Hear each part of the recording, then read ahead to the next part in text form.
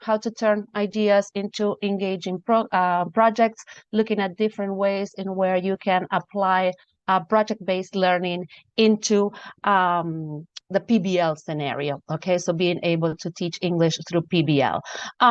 As I said, I will skip this video which we shared before, but I encourage all of you to go over. I'm not getting sound. I hear many that are saying that they cannot hear. Is that okay? Or is that from yes, before? Yes, we can hear you. Yes. You can hear me. Okay. So here we go. Going through this transformational journey in where we will be all ready to apply PBL. Okay, so I was just sharing with you this idea of, let me go a little forward. You already shared with me how much you know about PBL. And this is, as I said, the definition of PBL that I crafted throughout the time that I've been applying PBL. I've been doing this for around 10 years now. So this is the definition that I liked the most. And I crafted this with ideas from many different authors. So believing that PBL is a series of interconnected tasks, both individual and collaborative tasks, such as brainstorming, planning, engaging information, discussing, evaluating, and agreeing on different outcomes. So the students can, and all these tasks are designed to respond to an authentic question, problem, or challenge. And I will take just a few minutes to point out the difference between what PBL is and what is just doing projects is. That is what's being called the third project. I'm sure that all of you have done this, and where after a talk, you after a unit, you plan with your students, after being taught all the different content, you told your students, okay guys, this is what we are going to do. Let's create a poster or something fun to show the school maybe, or to show the community everything that we have learned so far. Of course that is fun, and our students have a good time, but something is missing in this type of projects, which is three important elements of PBL. One is sustained inquiry. Remember that our students, through PBL, through doing the project, is how they learn both content and language. So it is through completing the task that the students learn what we plan them to learn. So that's one of the elements, sustained inquiry. The other element is authentic challenge and students' voice and choice. Students are learning what we want them to learn because they are engaged in real life, authentic problems, and they're really engaged in looking at how to solve this problem or how to answer this question. So all the content is really needed for them to do that. So through PBL, we create this need for learning.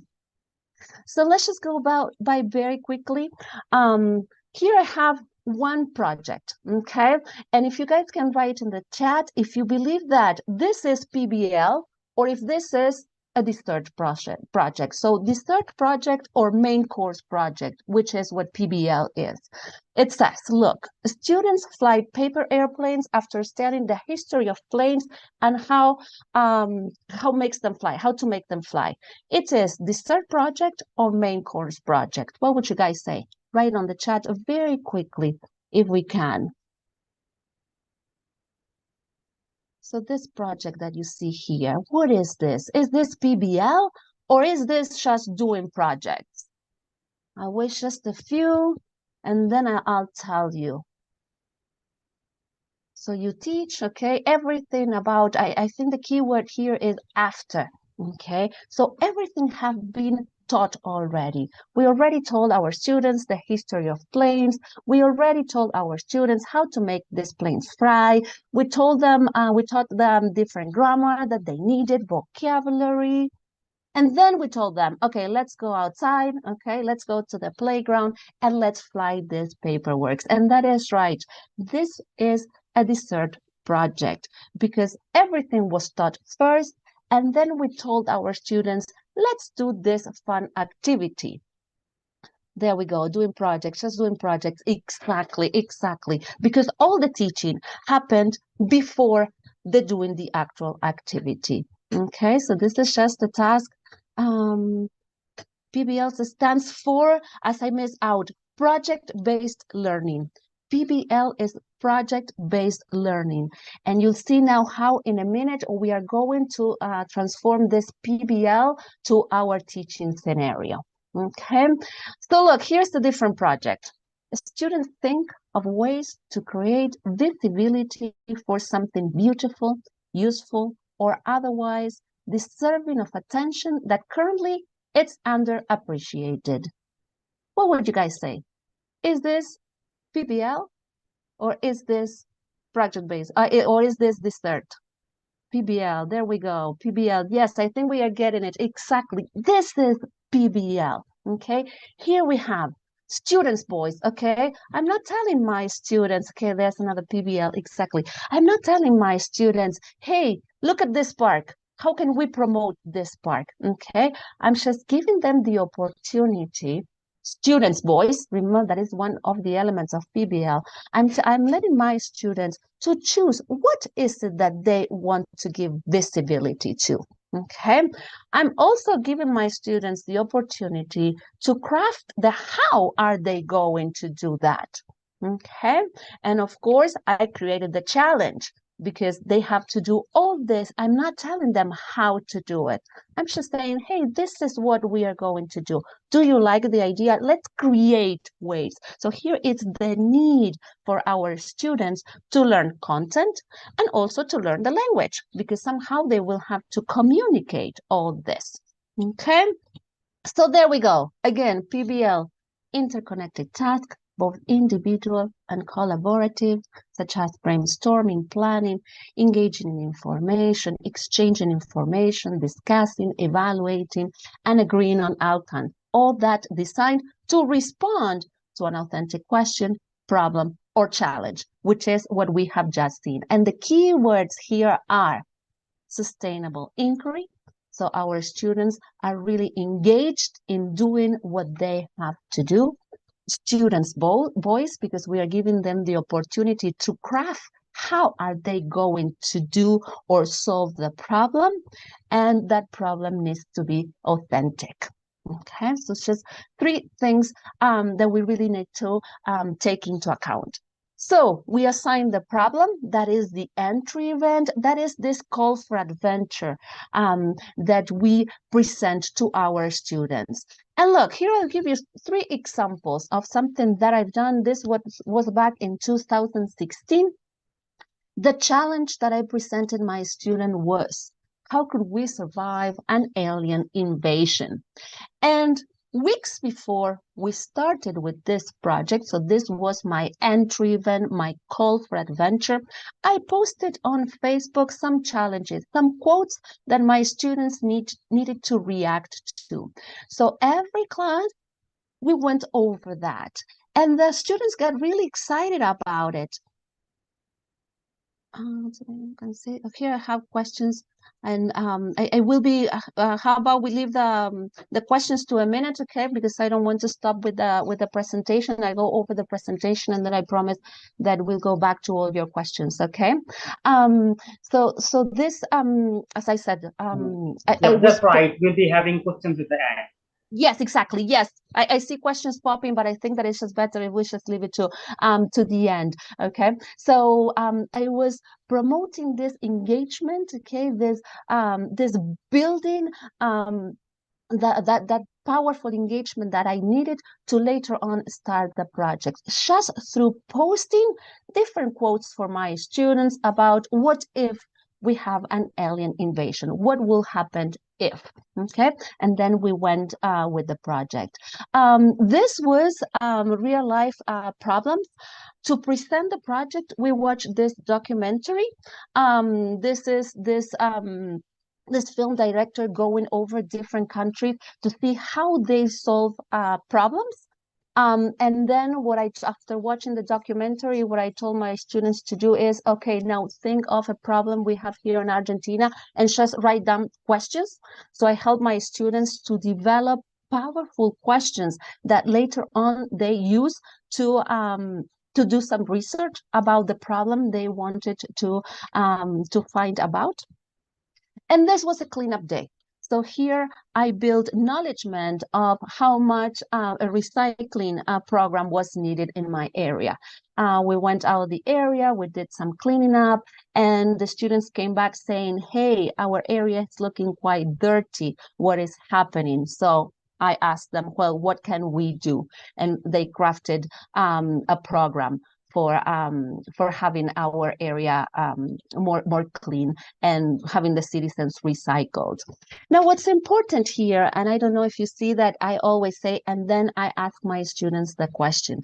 And this is what is called the driving question, that it is this powerful question that will drive my students throughout the whole project. And what's important here is to know that this question needs to be provocative, open-ended. So what we ask our students should not be something that they can find in any book, in any website. So it needs to be open-ended, real world, and that calls for action. And of course, that is lined with your own class standards. Okay, and here I have a few just to share with you. How far in time do we have to go to explain the origin of the English language? Here's another one. This is the one that just finished. How can we get a real knowledge of Massachusetts and teenage life? Okay, this is an EPAL program. So instead of me telling them, write letters or write email to these other teenagers, I ask them, what can we do? How can we get information and how can we give them information? And it was fantastic because they wanted to create videos. They wanted to get to know each other by WhatsApp and also by emails. They were my students that created a fantastic exchange program. They were on Zoom, they played different games, but they did all that. So it was this driving question that how can we, that really provoked that that needed to be engaged. Okay, and that's the other one. How could we survive an alien invasion, which was the one that I very briefly shared with you. Okay, so here we go. Entry event, that is the call for adventure. Very important to do this because that is where we'll drive all the needs for the project. And always remember that it is at this point, specifically at this point, that we will allow the students' voice and choice. How do we do that? At the very beginning of the project, once you present the challenge, once you present the driving question, you ask your student, what do you need to know? Okay, what do you want to know about this particular topic? And you should write on the board. Sorry for the blurry picture, but this is what I did. This was with some of my students. It was an endangered animal project. And I asked my students, hey guys, what do you want to know about this? And they came up with just fantastic questions that later on I'll use to look for material and to design some of the tasks that I wanted to do with my students. But what we were doing in the classroom, it was in fact what they wanted to know about. So this need to know right at the beginning of the entry event, right at the beginning of the presentation of the driving question, it is very important. So probably you're asking yourself, how can I get ideas for this project? And many different ways. It could be done in many different ways. Always remember that it needs to be something that really concerns and interests you and your students. Okay, so it might be a challenge at school, it might be a challenge in the community, or maybe in your country, or maybe around the world. Something that is happening that you know that your students are really eager or worried about. And I'm sure that many of you or most of you have textbooks in your classrooms. So how do you turn a topic into a driving question? How do we make our textbook units into this project? So it is being done like this. Okay, here I'll give you just a few tips that always at least worked for me. So we look at the topic of the book. This is something that I currently did. The topic was visiting places. Okay, so it was all around the world, different places, different landmarks to study. So from that topic, think about the global issue. What's the issue in this topic? And this is something you can do yourself, or you can totally ask your students, okay? What do you see here? What are the problems that you see in this situation? And my students came up with impact on environment. Some of them talked about mass tourism, so the impact of having many people go into one particular area. So topic, issue, cultural context. Okay, where can we apply this? And my students say, well, in famous landmarks. Let's look at around the world and the impact that mass tourism have in this particular areas. And from there, the driving question: how can we? Okay, this is very important. How can we look at ways to reduce the impact of mass tourism? Because that's what they wanted to do. They say, hey, look, we are losing right now, because of the amount of people that are visiting these places, we are losing some very important landmarks and places that maybe when I have children are not longer going to be there. So how can we look at ways to reduce the impact of mass tourism? So from topic to issue to the cultural context, where can we apply this, to the driving question: how can we? So that's how to, in a few steps, turn a unit into a good driving question. So probably you're thinking, great, I have my driving question. This is something that I can do, but how do I navigate, okay, all the challenges of planning the project and then carrying out the project with my students? And these are the few things you have to do. At the beginning of the talk, I said that PBL, project-based learning, it's a completely change of mindset, because we need to start planning activities for our students to learn the language, and start planning activities that will lead our students to do something with the language. And this is, to me, the biggest change we need to do when planning PBL projects with our students, because we need to be planning all these interconnected activities, both collaborative and individually, that will allow my students to do what we want them to do in the project. So we need to change how we plan activities and plan them backwards. Let's think about what we want our students to do. What do I want to see my students at the end of the project?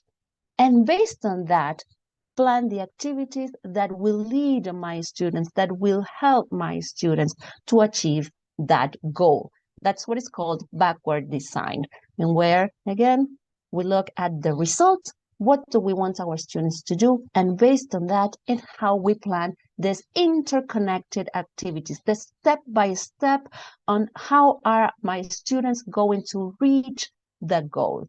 So on PBL, okay, and what's the beauty about PBL is that it ensures that the students will be able to do something with the language, rather than just, not that they're not going to, yes, they're going to learn the language, but rather than simply, or than just knowing about the language. So look, here I have some possible desired results that I might have planned before. Okay, for example, a presentation. Okay, so I want my students to create this poster and later on do a short presentation to the community. That's my desired result. This is what I want my students to do. What learning experiences, what interconnected activities am I going to design for my students to reach this particular goal? In this case, because I have done this with my students, how to write a report, how to design a poster. Grammar-wise, this was an environmentally project. So we talked about all different environmental vocabulary and phrases they could use to call for action. Passive voice. It was something that I had to go over with my students because they had to write a very short report. So how to present factual information. But the goal was not to learn all this. The goal was to be able to write this short report and write this poster to let our community know what they could do. This was around the time, in a minute I will share with you the final product. This was around the time that it was a fire, there were fire all over our place, a wildfire. So my students were very, very concerned about the issue, and they really wanted to promote a change because we were all suffering and very much. So that's what they wanted to do. They wanted to communicate. They needed my passive voice. They needed the vocabulary to be able to communicate with the community. And here is the biggest change of all, because probably you might be asking, hey, but I'm an English teacher, so what do I'm concerned about the teaching of the language, and that is true. And here is when I add something to this definition of PBL, project-based learning. So project-based learning, it's a series of interconnected individual, both individual and collaborative tasks such as brainstorming, planning, exchanging information, discussing, evaluating, and agreeing on outcomes designed to respond an authentic question, problem, or challenge while using a variety of language skills such as speaking, listening, reading, and writing. So this PBL changes into project-based learning language. So PBLL, which is what I want to share with you, in where we are not only concerned about the project itself and the content, but also create ideas for our students to learn the language. And here I will share with you a few ideas on how to, because remember that PBLL, project-based language learning, ensures that our students will be able to do something with the language rather than just simply knowing about the language.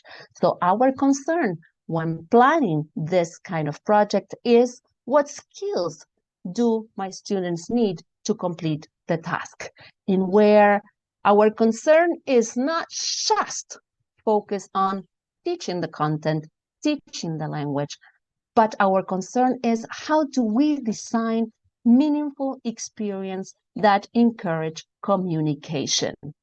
And here I will just take just a few minutes to define communication with you, because again, it's looking at those dessert projects and PBL projects. Because look, I'm sure that in your classrooms, you deal with presentational communication, which is to present information, context, ideas, be able to inform, be able to explain, be able to narrate.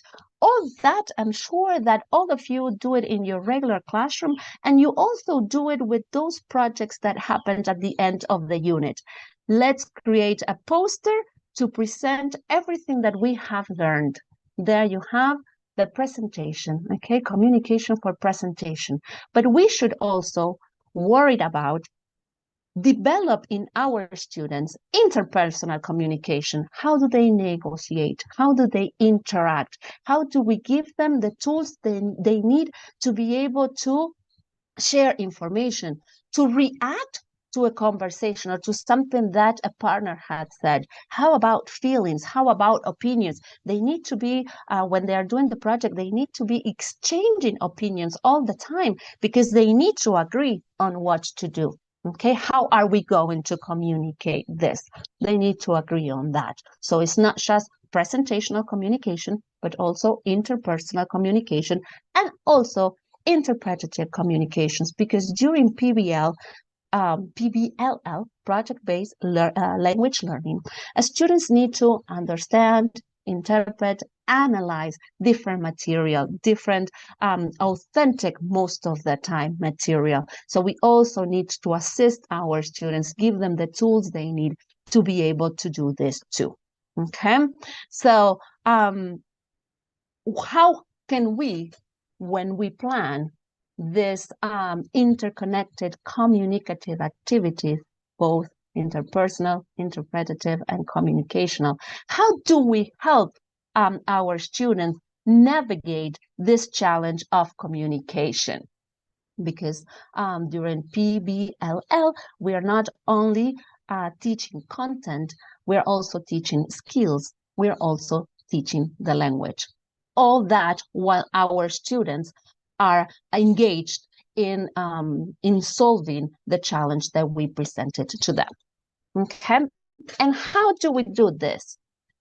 I call this the 3 levels of a scaffolding. Okay, so 3 levels that we are going to scaffold, assist our students in this idea of this 3 different ways of communicating. And the three ways are to scaffold project process, to scaffold project content, and to scaffold language development. And here I will give you some ideas on how to be able to do this as the project is taking place. Scaffolding the project process. This is very important because remember that we had designed all this series of interconnected activities that we should present to our students. The students shouldn't be going blindfolded during this project. They should be able to really know what we are going to do. They should be able to also give us some input, have a voice on what is it that they want to do. And then you and the students designed all the tasks that you are going to be completed. This is what I called, well, what is called the PBL project wall content, and where you have it posted in the classroom. And as you are doing the project with your students, you are going to be revisiting this project wall many times. So checkpoints, how are we doing? Where are we at? Do we need to make changes? Do we need to learn something to be able to achieve this goal? How are we doing? And how are you guys feeling? These are the 2 questions that you need to ask your students as the project is taking place. Project wall, so then we all know what we are doing. Checkpoints in content, how are we doing? Are we meeting the deadlines? Is there something that we have missed? Is there something that we need to take out? Maybe we plan something that now, as the project is going, it doesn't really make a lot of sense. No problem, we take it out. And also ask the students, how are they feeling? How are they feeling when they have to interact with other students? How are they feeling with the project themselves? All this to see if we need to make changes or adjustments to be able to achieve the goal of the project. Scaffold project content. For our students to be proficiency in the language, it's not just that they can communicate. Remember those 3 different goals of communication. It's not just that they can communicate, but also that they can make connections with other disciplines. So they can use this language to be able to talk about, to be able to think critically, to be able to solve a problem creatively about some specific discipline. So PBL, project-based learning or project-based language learning, also allows our students to reach this goal. So we also need to develop strategies that help our students get to this content. And remember that this content needs to be meaningful to our students and authentic. So for example, at the very beginning of the project, what do we know about mass tourism in the case of my project? What do we know about mass tourism? What do we know about what is happening around the world with this landmark that are being damaged by the tourists? Okay, there we have the list. What do we want to know about all this? What do we need to know about all this to be able to solve the problem? And at the end of the project, come back to this and look at what we have learned. So this is not only to scaffold the content, this strategy is not only to help our students to deal with content. This is not only to give our students choice and voice, but also this is a great tool for assessment. You could do it at the very end of the project, or you could be revisiting as the project is going to see how much your students are learning. Another way of a scaffolding project is the content, it's to help our students write questions. Okay, this is what I've showed you at my entry event. So question formulation technique.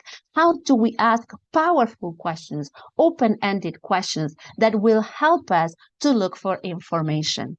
So this shows two possible strategies you can use to help your students learn the content of the project, the topic of the project.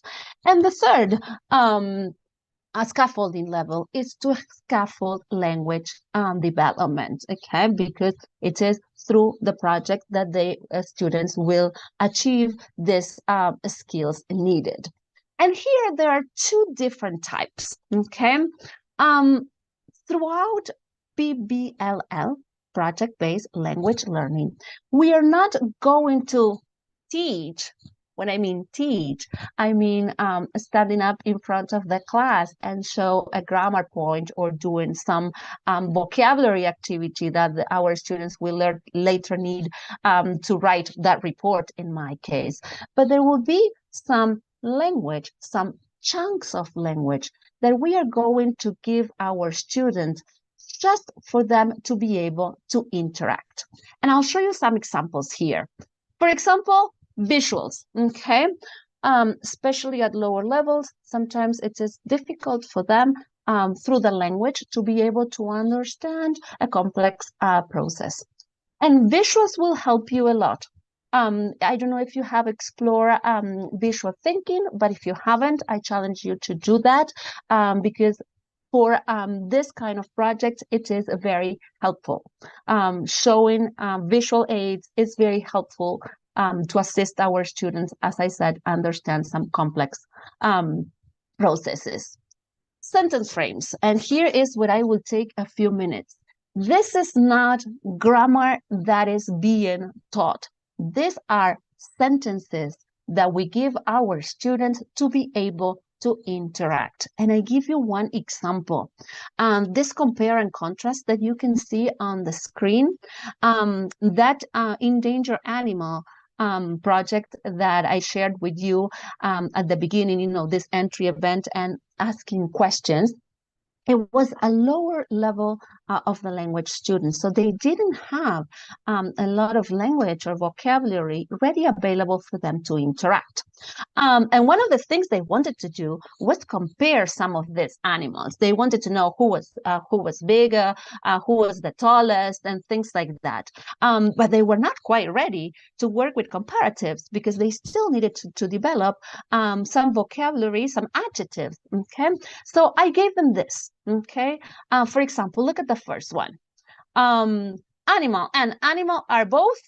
I say both, the two of them. They understood it very quickly, okay? Both, the two of them. So, for example, elephants and tigers are both big. They were comparing, not with comparatives and superlatives as we English of teachers know them, but they were able to compare, okay? Another one here was, for example, animal and animal are different because. Okay, so elephants and monkeys are different because they, I don't know, and they came up with different ideas in where they only needed to use an adjective, not the comparative, just an adjective. And they were able to compare and contrast, and they were very happy because they had achieved that goal, something that they wanted to do, compare and contrast these animals. Okay, and they were able to do that.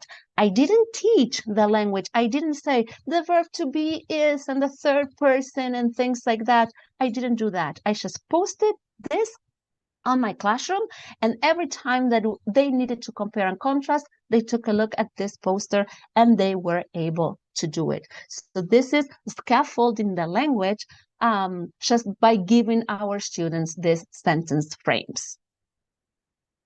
And I will encourage all of you, when you have to teach the language in project language learning, to do it lexically, because this will allow you to teach more complex grammar that maybe in the traditional way, the students are not quite ready to do that. So presenting the language in chunks will help you a lot, will help your students a lot, because conditional sentences, it could be a complex task to achieve. But if we present it as a chunk in where we show our students that that is the way to express desire, they will be able to do it, okay? Because my true belief, and this is what also PBL, project-based language learning, allows us to do, is just thinking that grammar should not play the main role in our classes, okay? It is just part of that,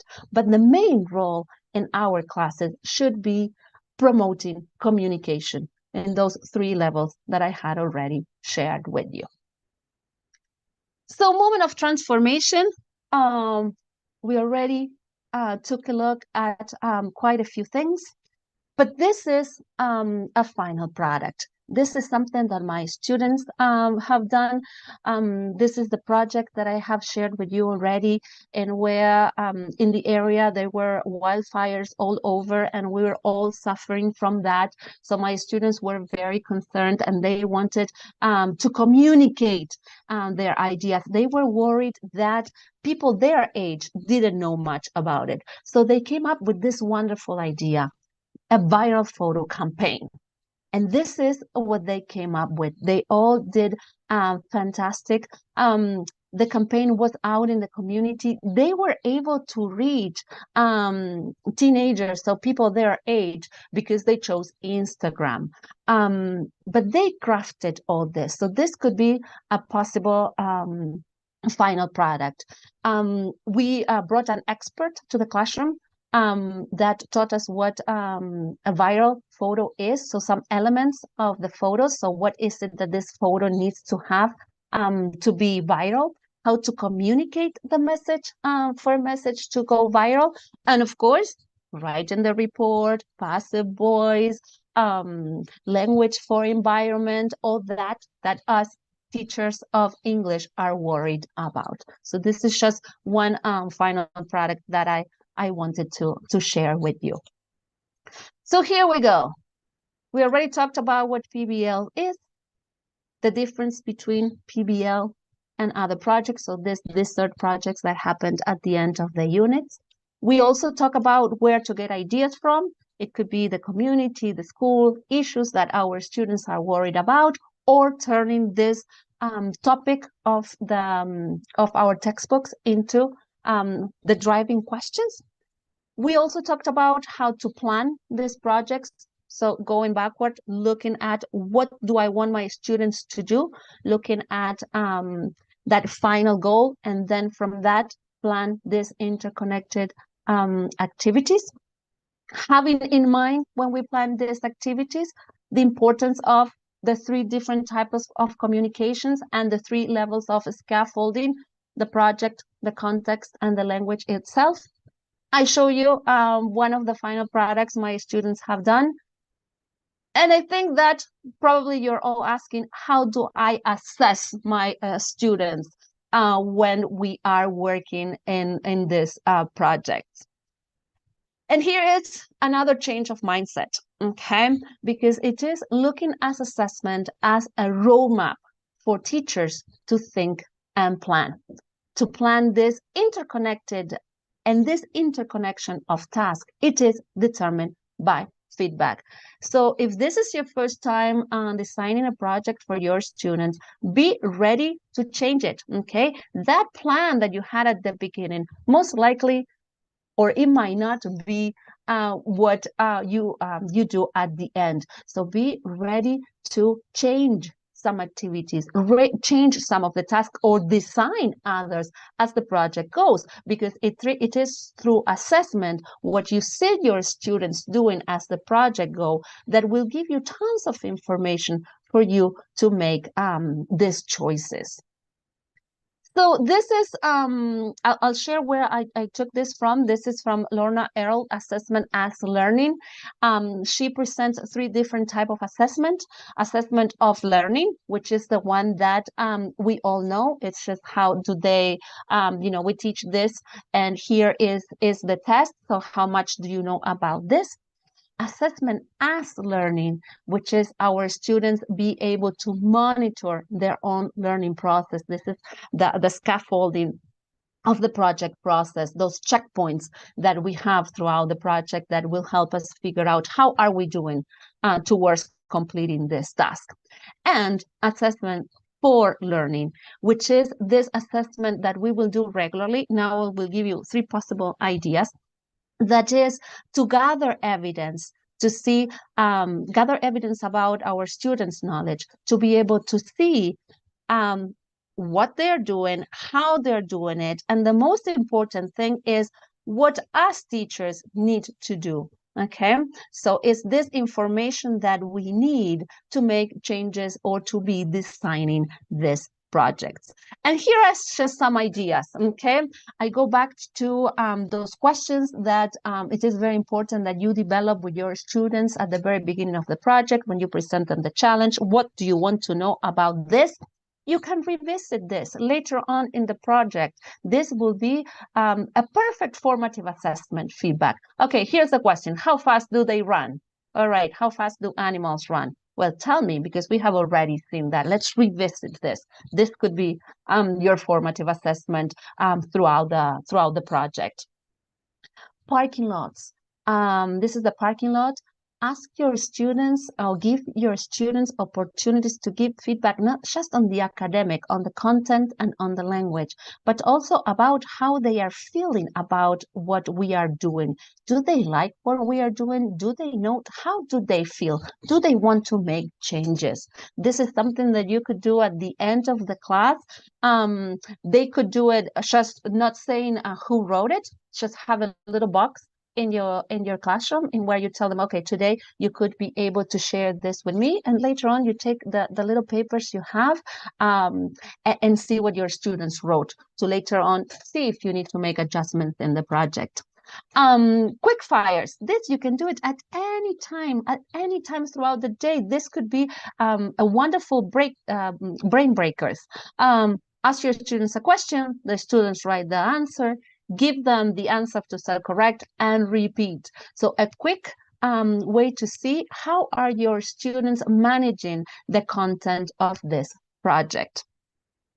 Because assessment, it is a barometer, but assessment is just vital for making needed adjustments in our teaching plans to be able to improve the students' learning in our classroom. So again, it's that other change of mindset of what assessment is.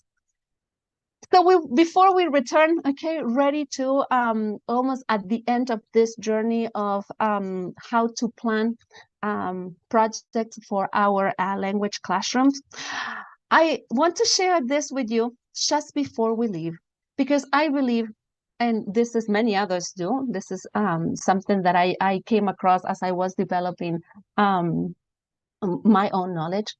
For learners to be proficiency in the language, they don't just need to be able to communicate, the 3 levels of communication, not just being able to use the language in many different disciplines, so content of our projects, but they also need to be able to investigate, explain, reflect on different cultures, be able to connect and compare their own culture with others, and also to be able to be part of a community, not just for them to set up goals, but also to be part of this community worldwide that we are all living in. And I believe that as language teachers, we should develop projects plans that allowed our students to develop of all these skills that later on they will need to be part of this English world as it is today. So here we go. We are kind of at the end. I think that we are running a little bit out of time with all the technical issues we had. So I am going to skip. I did wanted to show you this, but I will skip it. This is a final product my students did, but later on, you know, I could share and you can see it. But I think that it would be good that we have a little time for questions, if there are. I think there are many. Yep. Thank you very much, Maria Lorana, for this wonderful presentation on PBL. That was wonderful listening to you, and so much ideas and thoughts. So now the floor is open for the questions and answers. If you have any questions, please put them in the chat so we can ask Maria. So yeah, the question, I'm looking at the questions. Yes, I'm doing that too. Here is contextual based, so content-based learning. We can say that or not to PBL learning. Content-based learning, which is maybe what we know. I think that's what it is said clear. So teaching content through PBL, through English. There is a little different because again, with content-based learning, the students are not working towards a goal. They're working towards learning the content and learning the language through PBLL, through project-based language learning. The students are learning the language, learning the context, and also learning skills that later on they will need for their future life, like agreeing, like comparing and contrast, like explaining, like be able to deal with conversation. That might not just happen when we teach content-based learning. Yeah, so we have this question from Saliha, and she asked that as teachers, how can we blend PBL with AI to better engage our students? Okay. I do have to say that I'm not too big in artificial intelligence. I have been trying a few things in my classroom, but I'm not I'm not the expert on that. We have used Chat GTP to get content, so students crafting this powerful, a question about something and having the information readily available. It was good because they also could tell the chat that they were not understanding and they needed a much simpler way of expressing, and they were able to get it instantly. So they were able to get some complex ideas with a very simple vocabulary right away. So that's all that I've done with my students so far regarding AI. Then we have this, questions around time management. That how can teachers manage the time needed for PBL projects within the regular ESL curriculum? Yes, very good question. That is very important. Projects could be very big or very long, or could be very short. I have done projects that took me 3 months, and others that took me just a few weeks. I think that it is very important that we know as teachers how much time we have, and plan or think of a driving question that accordingly. Okay, so if we really know that we need to devote more time with academics or preparing for an exam, then think about some small project that will allow your students to be engaged through that time, but then you will have more time to develop exam skills or something that you need. I teach both classrooms. I teach classrooms that are being taught through PBL. I mean the whole session. That is our aim. And then I also teach exam based, in where I'll do that. Maybe throughout the beginning of the month, we'll do some short project for my students to get engaged, and then we devote other time for exam practice. Wonderful. Then this is a very good question about the student drives. that how much student choice should be given when selecting project topics in PBL for ESL classes? It's student tries, as in what do you mean by that? What's Student choice, student choice. drives, as in like questions? Yeah, so the question is how much student choice should be given when selecting project topics in PBL or ESL Tries classes? as in like voice, how much voice they should have. I'm not quite understanding the question. Like tries, what does that mean? Yes, yes. How many? Not tries. It is. Oh, I cannot hear you. You muted yourself. Choice. Yes. Okay. There we go. Choice. Exactly. As much as you can. As much as you can. Believe in your students. They have a lot to say.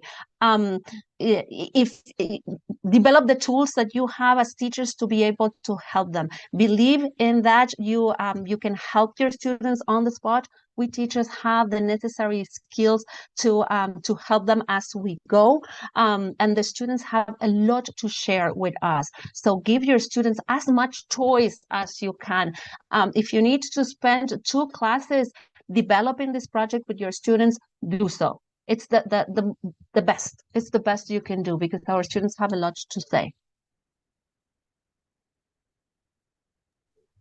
Yes. So we have very good question from Muntaha, and he says, how can you check whether all the students in the group contributed to the project? Mm-hmm. Yes, that's I didn't have time to share that with you, but there are many collaborative strategies you can use in when you plan the activities that they do in the group that will help you managing that all your students participate on the task. Johnson and Johnson. I'll give you some authors maybe you can read about. Johnson and Johnson and Kagan strategies are very powerful to do that because you're already setting up the scenario in where everybody needs to participate. If everybody is not participating, they're not completing the task. And that is being done through strategies.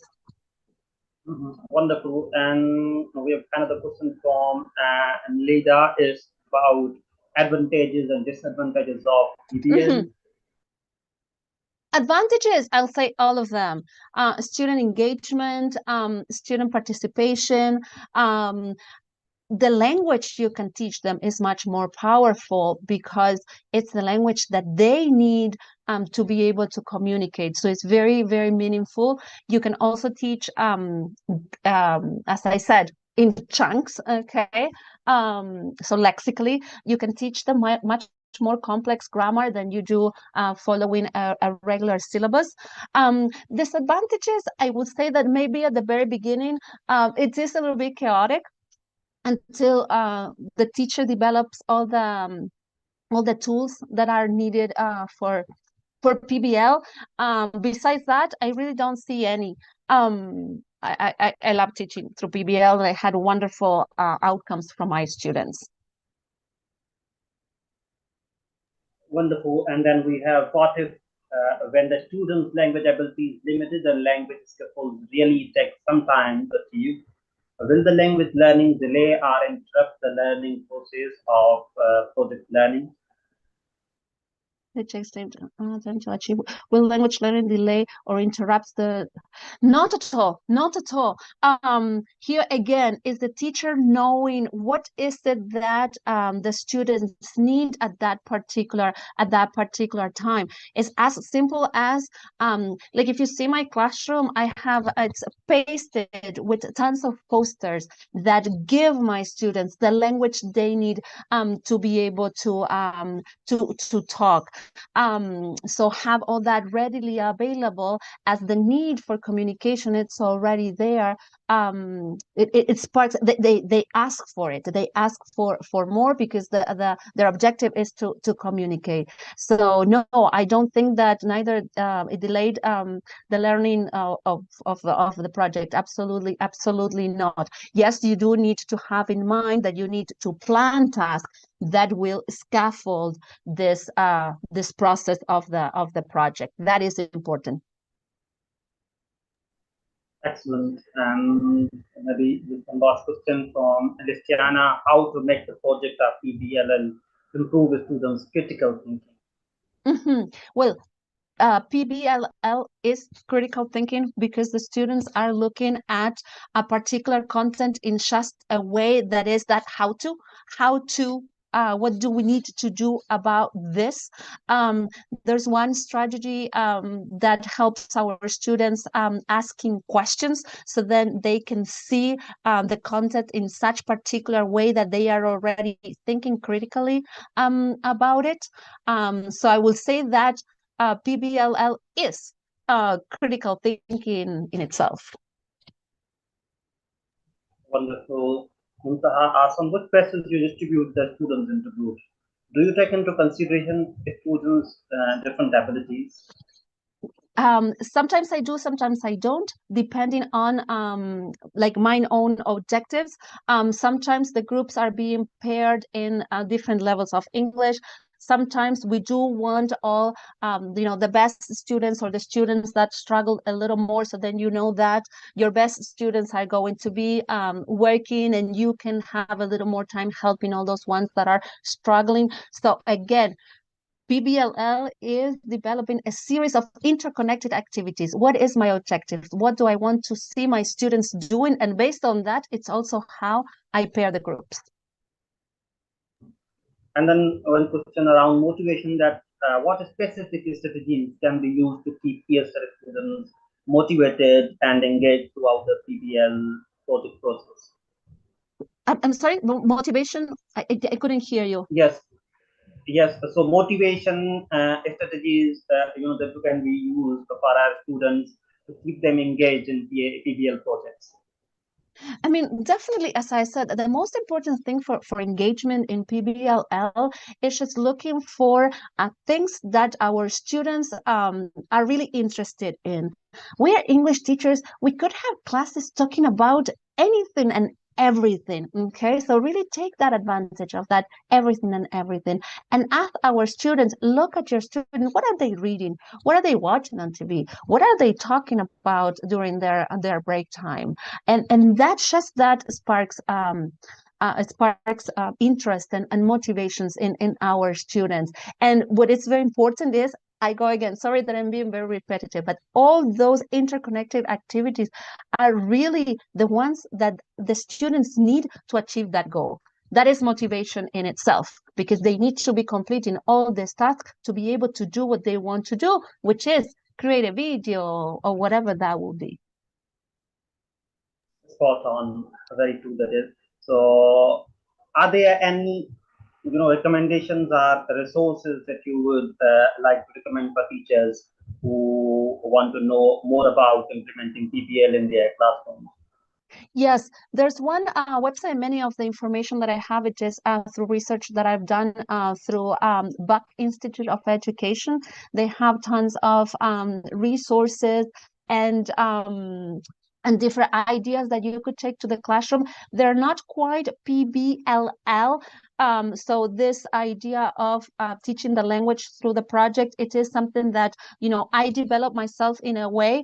But if you have that in mind, everything that I have shared with you, if you have that in mind, when you go to the Back Institute of Education, that website, you can transform any project they suggest into teaching the language through it. Wonderful, Maria Laura Mas. It was wonderful having you at Teacher Development Webinar. Thanks for this fruitful presentation. So thank you very much to all participants in attendance. If you want the certificate participation, you can email us at info@tdwebinars.org or info.tdwebinars@gmail.com. And for our future sessions, you can register for them at website www.tdwebinars.org. We are available on all our social media channels, so you can share your takeaways on X, formerly called Twitter, and LinkedIn, Instagram, Facebook. This recording will be available on Teacher Development Webinars YouTube channel, so feel free to share and subscribe So yeah, thank you very much for this wonderful opportunity to have interaction with you and learn a lot from you, Maria. And thank you very much. Take care. Bye-bye. Thank you, everybody. Bye-bye.